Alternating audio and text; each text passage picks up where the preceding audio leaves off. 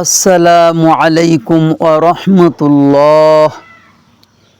সুপ্রিয় দর্শক ভাই বোনেরা, পৃথিবীর সকল মানুষই ধনী হতে চায়, অর্থনৈতিকভাবে স্বাবলম্বী হতে চায়। এর জন্য দুইটি জিনিস দরকার। তার একটি হলো সাধ্যমতো চেষ্টা করা, আর দ্বিতীয়টি হলো আল্লাহর কাছে দোয়া করা।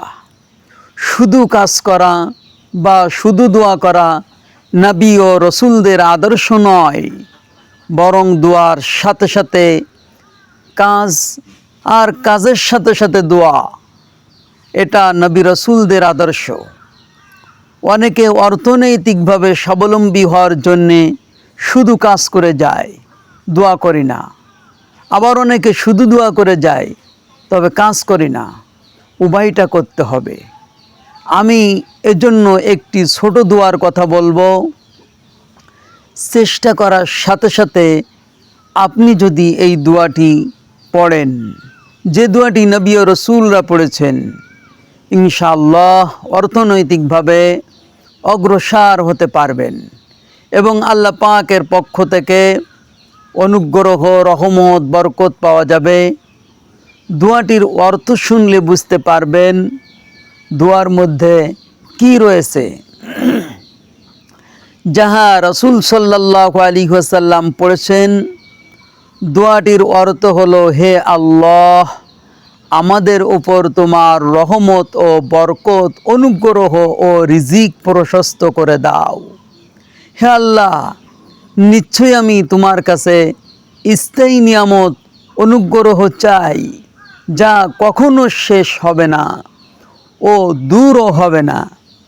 বুঝতেই পারছেন দোয়াটি কত গুরুত্বপূর্ণ। সুপ্রিয় দর্শক মণ্ডলী, দোয়াটি আপনারা যে কোনো নামাজের সালাম ফেরানোর পূর্বে পড়বেন, অথবা সিজদার মধ্যে পড়বেন, অথবা অন্য কোনো সময় মনোযোগ দিয়ে পড়বেন। দোয়াটি হলো, আল্লাহুম্মা উবসুত আলাইনা মিন বারাকাতিকা ওয়া রাহমাতিকা ওয়া ফাজলিকা ওয়া রিজকিকা। আল্লাহুম্মা ইন্নী আসআলুকা আন-নাঈমাল মুকীমাল্লাযী লা ইয়াহুলু ওয়া লা ইয়াজুলু। দোয়াটি স্ক্রিনে বাংলায় দেওয়া থাকবে, আপনারা বাংলা এবং আরবি উভয়টি দেখতে পারবেন। অনুযায়ী দোয়াটি আপনারা পড়তে পারবেন। আমি আরেকবার বলছি, আল্লাহুম্মা উবসুত আলাইনা মিন বারাকাতিকা ওয়া রাহমাতিকা ওয়া ফাজলিকা ওয়া রিজকিকা। আল্লাহুম্মা ইন্নী আসআলুকা আন-নাঈমাল মুকীমাল্লাযী লা ইয়াহুলু ওয়া লা ইয়াজুলু। মুসনাদ আহমদ 1566 নম্বর, আল আদাবুল মুফরাদ 699 নম্বর।